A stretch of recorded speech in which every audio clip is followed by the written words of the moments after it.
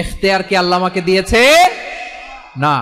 Surrender, আল্লাহ তুমি যা বলেছো আমান্না আমান্না আতা'না আমান্না আসলামনা, আল্লাহ মেনে নিলাম, শুনলাম, পালন করলাম। এটাই হচ্ছে মুসলিমের বৈশিষ্ট্য। আমার প্রিয় ময়মনসিংহের ভাইয়েরা, এই দুনিয়াতে সব নবীরা মুসলিম ছিলেন। সব নবীরা সাইয়েদনা ইব্রাহিম আলাইহিস সালামের মতো, ইউসুফ আলাইহিস সালামের মতো আল্লাহর আদেশের সামনে আত্মসমর্পণ করেছে।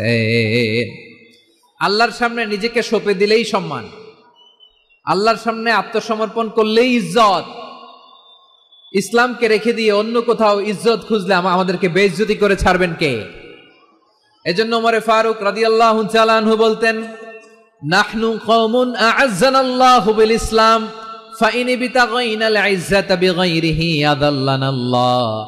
আমরা এমন জাতি, যে জাতিকে আল্লাহ তাআলা ইসলামের মাধ্যমে সম্মানিত করেছেন, ইসলাম ছাড়া অন্য কোথাও যদি আমরা সম্মান খুঁজি, আমাদেরকে বেইজ্জত করবেন কে?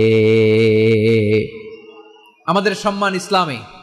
ইসলাম সময়ের